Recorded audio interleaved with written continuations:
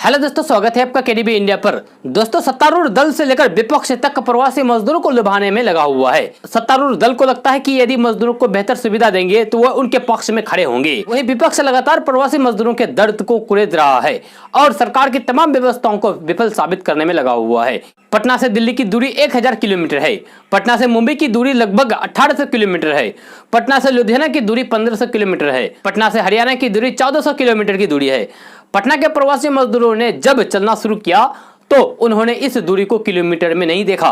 वे बस चलते रहे और चलते रहे। जब प्रवासी मजदूर दूसरे राज्यों से अपने राज्य के लिए चले तो उन्हें इस बात का जरा से भी इल्म नहीं था कि वे अपने राज्य, अपने जिले या फिर अपने गांव तक पहुंच पाएंगे या नहीं। टीवी पर और अखबारों में लगातार आ रही प्रवासी मजदूरों की विचलित कर देने वाली तस्वीर मन को झकझोर देती है। लगता है कि इस संक्रमण के संकट में सबसे ज्यादा दुखी कोई है तो वे प्रवासी मजदूर ही हैं। प्रवासी मजदूर जो अपने राज्य के लिए कुछ कर रहे हैं, यानी कि अपने राज्य के लिए चल रहे हैं, उनको इस बात का जरा भी एहसास नहीं कि उनके ऊपर एक बड़ी राजनीति की जा रही है।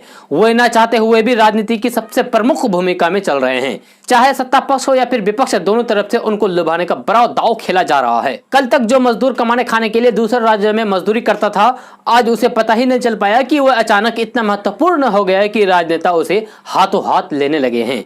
लेकिन इन सबके बीच बड़ी हकीकत यह है कि इन मजदूरों के हाथ कुछ नहीं आया है, अभी भी हाथ खाली है। एक मजदूर जब रोजी रोटी की जुगाड़ में पलायन कर जाता है तो वहां उसकी पूरी व्यवस्था होती है। मसलन जहां वो काम करते हैं वहां रहने खाने और थोड़ी सुविधाएं की व्यवस्था होती है। लेकिन संक्रमण के संकट में जिस तरीके से प्रवासी मजदूरों ने पलायन करना शुरू किया तो उन्होंने अपने पीछे एक व्यवस्था को छोड़ दिया और बिना कुछ के लिए पलायन कर गए। मानो जैसे किसी ने उन्हें उनके घर से भगा दिया हो या फिर किसी ने उनके छोड़ने पर मजबूर किया हो और घर छोड़ते ही जो कुछ हाथ लगा उसे ही अपने साथ लेकर निकल गए। यदि आप सब कुछ छोड़ छाड़ करके अपने गृह राज्य यानी कि घर आते हुए इन मजदूरों को गौर से देखोगे तो आपको इनके पीछे की अर्थव्यवस्था और आने वाले अर्थव्यवस्था दोनों का अंदाजा लग जाएगा। आपको पता चल जाएगा कि ये पहले किस हालत में थे और आने वाले समय में किस हालत में रहने वाले हैं। प्रवासी मजदूर अपने साथ अपने परिवार के अलावा कुछ लेकर नहीं निकले हैं। वो इसलिए निकले हैं कि उनके पास कोई काम नहीं है। कल अगर उनको कोई भी पैसा नहीं देगा तो वे क्या करेंगे, यही सोचकर वे निकल पड़े हैं। उन्होंने सोचा कि चलो अपने गांव चलते हैं, जैसे भी हालात होंगे अपने गाँव में उसी से ही गुजारा कर लेंगे। गाँव तो गाँव होता है, गाँव में कोई भी भूख से नहीं मरता है। जब प्रवासी मजदूर दूसरे राज्यों से अपने अपने राज्यों के लिए पैदल निकल चुके थे तो सरकारों पर चौतरफा दबाव बना। पहला दबाव विपक्ष ने इस पर हंगामा शुरू किया कि बिहार सरकार तमाम प्रवासी मजदूरों को अपने राज्य में वापस बुलाएं, मजदूर बेबस हैं। दूसरा दबाव, जिनके परिजन बाहर के राज्यों में रह रहे थे वह अपने लोगों को वापस अपने पास बुलाना चाहते थे। तीसरा दबाव, मीडिया लगातार ये तस्वीर दिखा रहा था कि मजदूर दूसरे राज्यों से निकल चुके हैं, पैदल चल रहे हैं, उनके हालात दिख रहे थे कि किन स्थिति में वे कहां तक पहुंचे हैं। चौथा दबाव उन राज्यों का बना जिन राज्यों में बिहार के प्रवासी मजदूर रहते थे।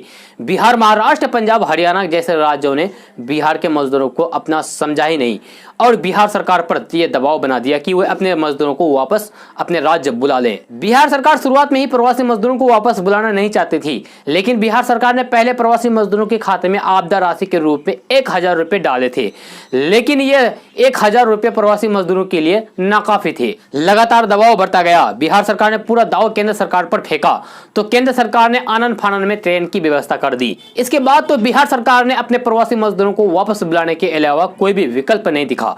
बिहार सरकार ने प्रवासी मजदूरों को बुलाने के लिए ट्रेन चलाना शुरू किया। अब तक 1.5 लाख से ज्यादा मजदूर ट्रेन से बिहार पहुंच चुके हैं। अब सरकार के सामने एक बड़ी समस्या हो गई है कि जो प्रवासी मजदूर आ रहे हैं उन्हें ट्रेन से तो लाया ही जा रहा है, लेकिन उन्हें सीधे अपने गांव तक नहीं पहुंचाया जा सकता है। संक्रमण का संकट कहीं पूरे गांव को संक्रमित न कर दे, ये डर लगातार सरकार को सता रहा था।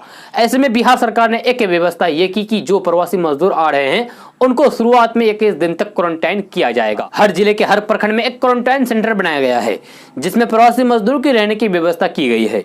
बिहार सरकार ये दावा करती है कि इनके क्वारंटाइन सेंटर आधुनिक सुविधाओं से लैस है।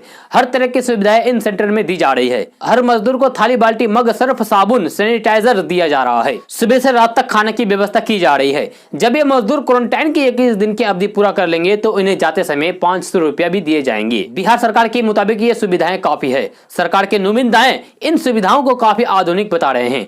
सरकार कहते हैं कि संक्रमण के संकट में बहुत बेहतर इंतजाम किया गया है। ये व्यवस्था इतनी बेहतर है कि इसमें 21 दिन आराम से गुजर जाएंगे। बिहार की विपक्ष के रूप में सबसे बड़ी पार्टी आरजेडी है। आरजेडी के नेता तेजस्वी यादव ने प्रवासी मजदूरों को वापस बुलाने की आवाज को बुलंद किया था। जब प्रवासी मजदूर वापस बिहार आ गए तो तेजस्वी यादव लगातार उसकी तस्वीर सोशल मीडिया पर अपलोड कर रहे हैं। तेजस्वी यादव लगातार यह बताने की कोशिश कर रहे हैं कि सरकार संक्रमण के संकट में पूरी तरीके से विफल है। मजदूरों को लेकर तेजस्वी यादव इतने इमोशनल हो गए हैं कि उन्होंने अपने ट्विटर हैंडल की तस्वीर तक बदल दी। तेजस्वी यादव ने अपने ट्विटर हैंडल पर एक रोते हुए मजदूरों की तस्वीर डाल दी थी और बताया कि बिहार के हालात काफी खराब है, सरकार काम नहीं कर रही है, मजदूरों को कोई देखने वाला नहीं है। जो मजदूर प्रखंड के क्वारंटाइन सेंटर में पहुंचे हैं उनको खाने के लिए नमक और चावल दिया जा रहा है। सोशल डिस्टेंसिंग का कोई भी ख्याल नहीं रखा जा रहा है। ऐसे हालात में सरकार पर विफल होने के एक बड़ा ठप्पा लगाने की तैयारी तेजस्वी यादव कर रहे हैं। तेजस्वी यादव के साथ कांग्रेस भी सवाल खड़ा कर रही है। कांग्रेस के नेता प्रेमचंद्र मिश्रा कहते हैं कि प्रवासी मजदूरों से बिहार सरकार नफरत करती है, इसलिए उनकी व्यवस्था बेहतर ढंग से नहीं कर रही है। कांग्रेस का आरोप यह भी है कि बिहार सरकार पहले तो प्रवासी मजदूरों को वापस नहीं बुलाना चाहती थी, लेकिन जब विपक्ष ने दबाव बनाया तो बिहार सरकार को झुकना पड़ा और औसतन प्रवासी मजदूरों को वापस बुलाना पड़ा। सरकार प्रवासी मजदूरों को पूरी तरीके से विपक्ष के रूप में देखती है, इसीलिए उनकी सुविधाओं का कोई भी ध्यान नहीं दिख रही है।